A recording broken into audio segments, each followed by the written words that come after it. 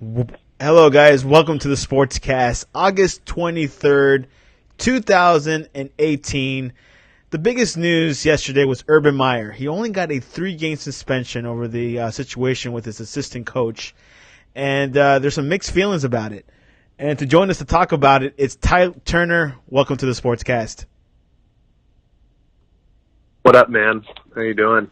Good. So, Ty, yesterday, all-day affair at Ohio State that had a committee. Urban Meyer, I think he was in the room for 11 hours. Gets a 3-game suspension. You think that was a small suspension, or you think it was worth it? What are your thoughts? Man, this has been I think it's been 3 weeks since he initially, it was the Big Ten Media Days, probably, it's about a month ago. Then Brett McMurphy went out and did his research, found out what wasn't true. In the end, they obviously decided a 3-game suspension for him, a 17-day suspension for AD Gene Smith, and I think more than anything, media and obviously the lead investigator spoke. You had the president of the university, Michael Drake, spoke, and Smith spoke, and Urban Meyer, and that was a horrible. If I don't know how it can be more emphatic. Urban, the person who, domestic violence. There was a text that Brett McMurphy revealed that the guy was admitting domestic violence. No matter how much domestic violence went on, the guy was a serial adulterer.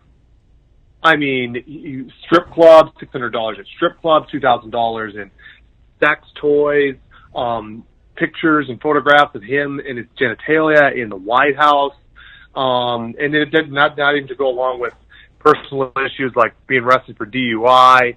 I guess supposedly Dan Wolken, one of that. Okay, Her name was on him. And then when the investigative report, they're like, well, he didn't lie, but he falsely said. Well, that's a contradiction in logic. If it's false, then it's a lie. If he said something that's not true, then it's the opposite of not being true. So between just like the report and text message, Urban Meyer, but I don't care for him now. I think the quicker he gets out of college football, the better, to be honest with you.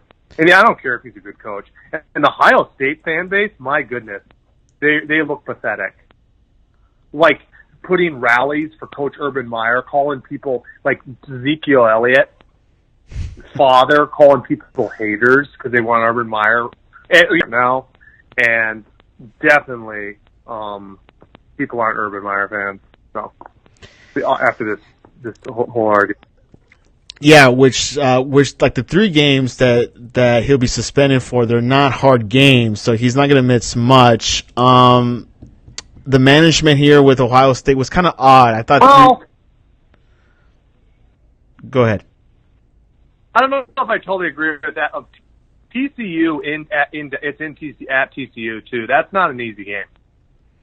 TCU is number 16 in the country. But anyways, I know what you're saying. But yeah, I think the TCU game without Urban Meyer on the road, they might lose that. TCU is a pretty good team. They're pretty good talent. So yeah, they got Oregon State, they got Rutgers, they got TCU. Just those 3 games. Now, I thought he should have got like 1-year suspension. What he should have gotten? What's your opinion? From what they gathered, from the information they gathered, I necessarily didn't have a problem with his punishment. But what actually happened and his attitude towards it, I honestly think she was fired. When you break down that he actually did know, he did nothing, he was also lied, and you break down the whole picture as a whole, I think Urban Meyer should have lost his job. But from what the information that the trustees gathered, and it was not conclusive that he had not done proper protocol and stuff. I guess what the punishment he got was, what you would come to from that. But as a whole, I would say he deserved to get the boot, in my opinion. Yeah, I agree. But we'll see what happens, what develops, and it's going to be a fascinating season to look forward to. We'll see if he'll finish off. If he'll finish strong at the end of the season. Would he go to the playoffs? Would he, will the Big Ten be wide open still?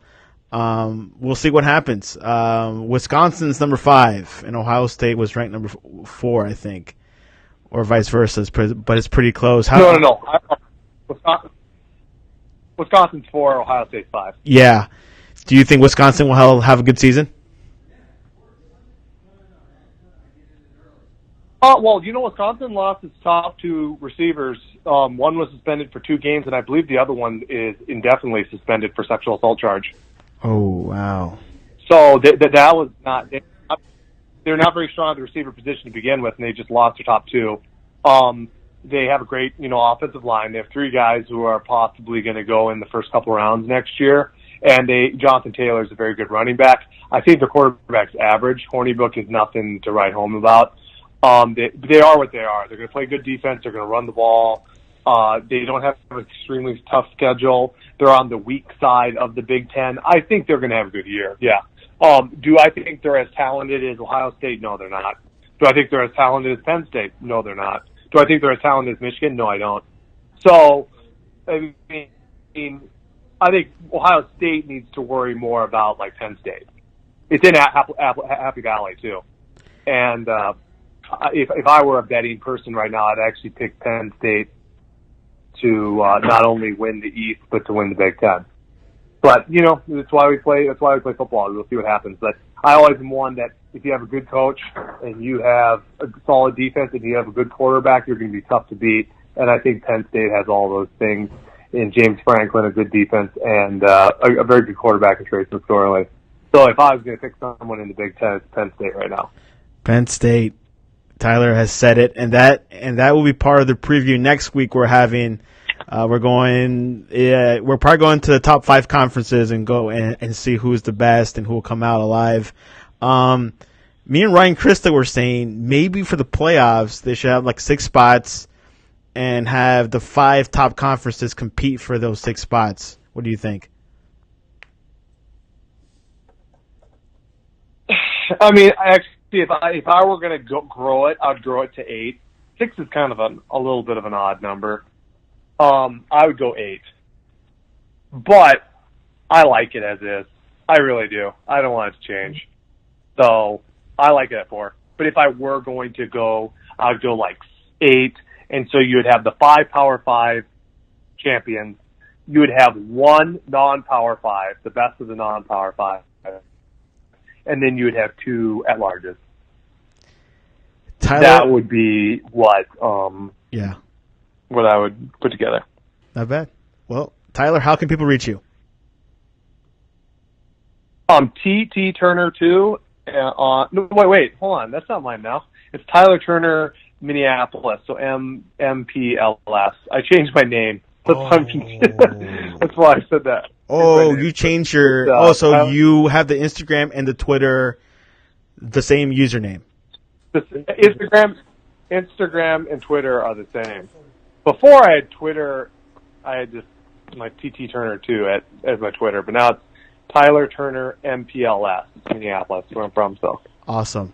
If anyone else, follow him on Twitter or also on Instagram. You can follow me on Sleon. Please subscribe on YouTube and also on iTunes. Give us a rating and review. We'll see you guys next week.